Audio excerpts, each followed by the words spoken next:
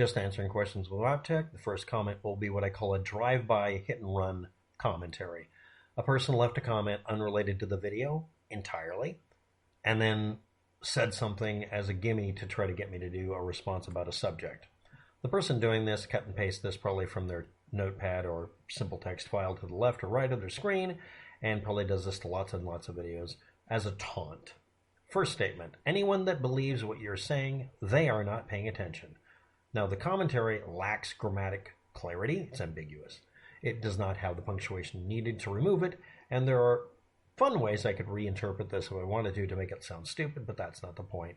And the thing is, all it's saying is, anyone that believes me isn't paying attention about some subject. And again, the subject isn't being addressed here.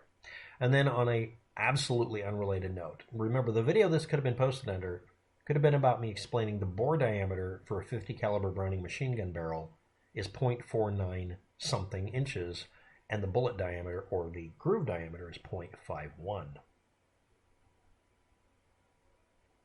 It could have been that unrelated. It's bordering on that unrelated. Technically, it involves a person who died by their own actions. The person says, again, anyone that believes what I'm saying isn't paying attention. Now remember, this is on a subject matter on a video. I'm not really going to explain fully, but it's on an accepted outcome that has a bunch of witnesses that show that it really happened this way. Therefore, someone out there is going to try to have the ability to get some internet clout and street cred by just saying the opposite of reality and seeing how many followers they can get, because listen and believe is the theory of the method. Then the person says, I bet you think such and such killed themselves, and then doesn't say what really happened. And it's a person I had to look up because I've never heard of this person. I've heard of the person in a way. It's a lead singer or front man for a music band, and the person committed suicide. I bet you think the person committed suicide. I didn't know the person's name, so I never had an opinion. This is literally left field. I'll say Chris Cornell. The name sounds immediately familiar to most of you, I'm sure. But how many of you know that it's Soundgarden?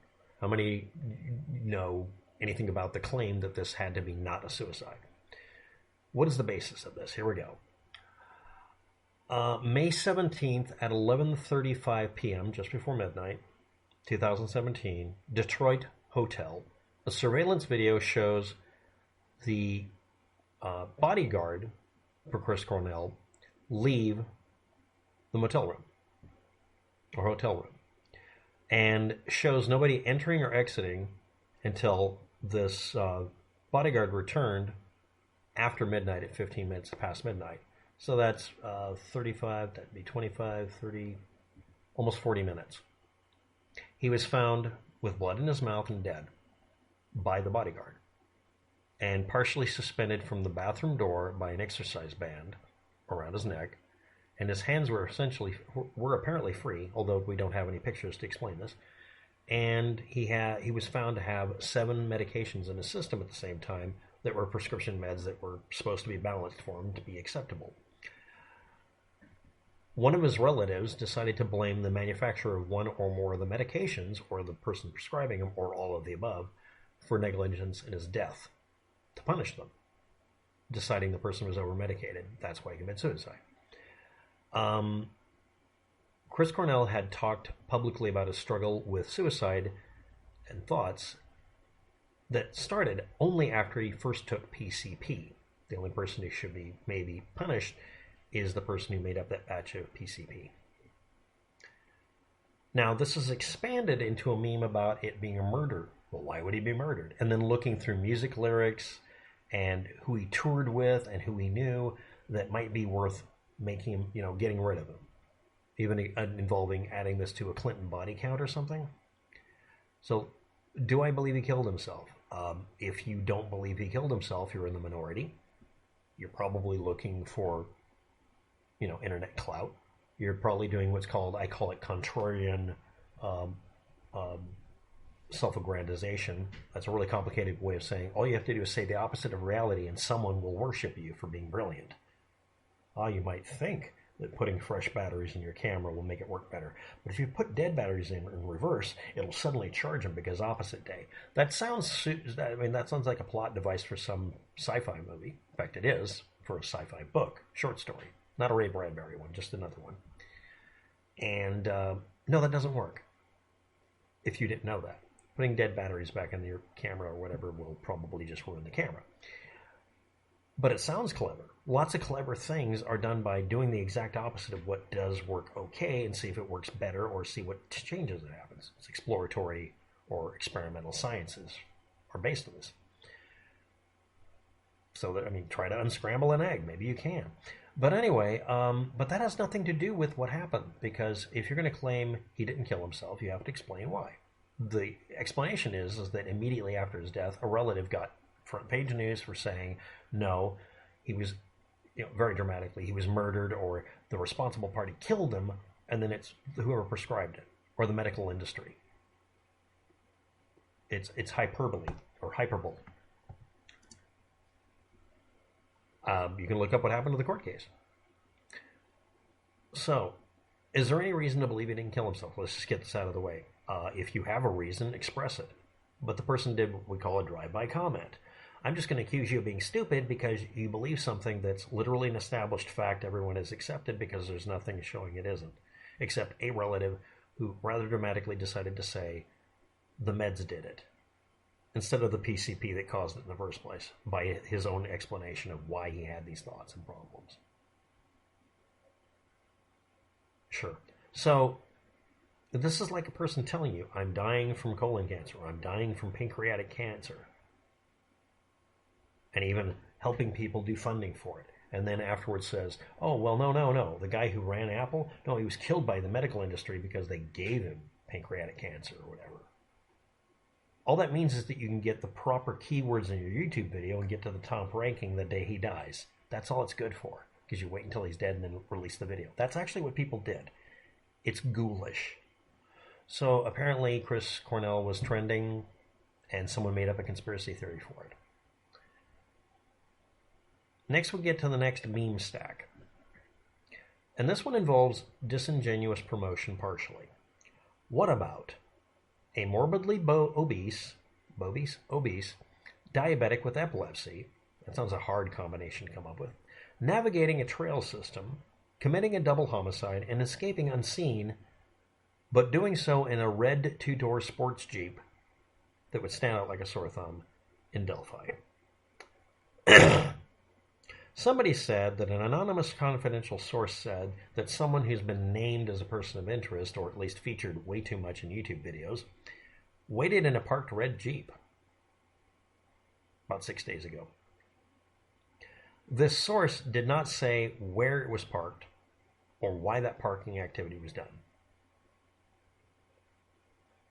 There aren't any witnesses or cops that mention a red car that anybody could bring up.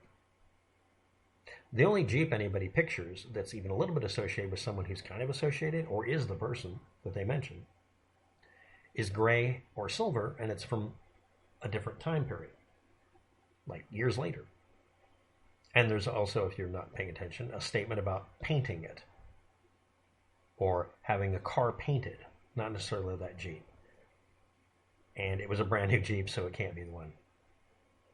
See also that recently, as of a week ago, in Indiana, around Delphi, a lot of cars that were red were mentioned in crime cases, or high-speed chases, or people getting pulled over, or people doing road rage incidents, or whatever, a robbery, stuff like that, or not. Or it happened around the time of the Delphi murders, or not. And then instead of saying, is the source full of shit? Where are they getting this from? Why are you even doing this in your podcast? Why is this being talked about? Instead of saying the obvious first layer, where does this come from? What's the source? People are asking, well, I think the car was parked at the CPS building. There was a car at the CPS building, didn't match this. A Marathon gas station. Another person claiming again that the person that's being mentioned, initials KK, Calvin Klein, was morbidly obese, diabetic, epileptic. Yeah, that would preclude the individual going kind of, hiking to go do something like this and getting away with it. Now, I'm going to point out a couple of things here. This is Poppycock. Show me a source. Well, It came from the Murder Sheet podcast, or 4 others that were mentioned after a while. I don't know which one's the first, it doesn't matter. Someone brought this up as a subject, and they're talking about it. Where did this where is the origin story? Can't find it. So I looked on Reddit. Depending on how you type the search string in, you get 3 or 50 responses that don't tell you that. In fact, one of them is someone saying, "What's the source of this?" and bringing up the Murder Sheet podcast. Another one of them is asking, "Where in the podcast is it? Why won't you put the timestamp?" And the person says, "Oh, you have to watch the whole thing." When someone tells you that a 50 BMG cartridge has a bullet that's 51 caliber, and that the chambering requires that you start with a bore diameter of 0.496 inches, and the bullet and you do the grooves at 0.51, and all you have to do is look up Cartridges of the World 1979, and they don't tell you the page number in a 2,000-page book. The first thing out of your mouth should be page number, and say, "Well, you go look it up." I mean, it is actually pretty easy to look up, right? No, it fucking isn't. So anyway, or you just look up the SAMI specs, which you can just, no, that's a pain in the ass too. It's page 700 or something. The point is, when someone's got a podcast they just watched, and they don't know where they heard it, well, it was in the podcast. Where? I don't know. But instead of saying I don't know, they say do your own research. Do your own research is a code word for I'm too lazy to tell you where it is, or more accurately, I might just be lying to you. This is someone who heard it from a friend of a friend of a friend, didn't listen to the podcast either.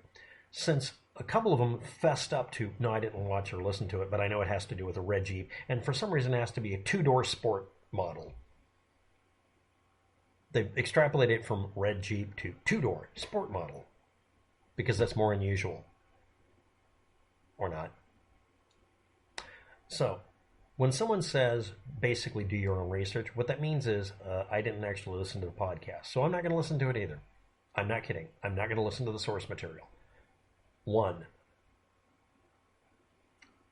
the Murder Sheet podcast had someone on who was an anonymous, confidential source, or said they had one they interviewed, who talked to KK, Calvin Klein we'll call him, who said, "I waited in a red car, a red Jeep, parked someplace." Where was it? Obviously, that question wasn't asked.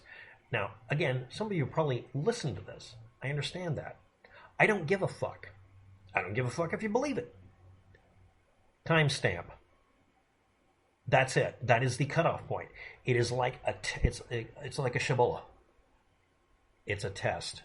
Can you violate the agreement some of you have made with Satan himself to never give a proper citation? Can you do it? Can you not be vague and act like real researchers? Now, I'm not criticizing anybody watching my channel or anybody doing this. I'm saying it's a giant fucking red flag when you have somebody show up and say, "Watch the whole podcast." Make sure they get their nickel in a Reddit thread, and immediately everyone on Reddit stopped commenting. It was like, bam, that killed it. It's like, wow. Well, we'll just let it sit here until one of you comes along and says what it is, because that's the only real good question. Got upvoted. Other people asking, how well can we trust the Murder Sheet podcast to vet their sources? Obviously, if they're claiming an anonymous, confidential source, again, this is a bunch of memes about it, not actually listening to it. People who said they listened to it, which eventually they admit they never did, are repeating memes on the net without looking at the source, even when they know what it is. So I'm going to leave a link to that podcast, every copy I can find, of anything resembling it that was made in the last week. And all anybody has to do is, it's like the devil saying Jesus and pronouncing it correctly. Bow down before the rule of citations, peer review. Put the timestamp in, and if you like, you could even quote it back. And again, for the other person about, you probably think that person committed suicide. That's not on topic. Some comments get erased because they're deliberately deflecting or just memes. Why is the Delphi research community accepting of that kind of level of, I'm not going to give you information, I'm just going to engage you and get more views? Why does this keep happening? And by the way, for the Murder Sheet podcast, I'm not accusing them of anything. I'm talking about the fandom. I'm talking about there being a fandom about a murder. We need to do better here. That's my little rant and preachiness, and I'm going to get it done now and go on with my life, and everybody else should. And until the police release all the information, we really don't have anything we can contribute, and we know that.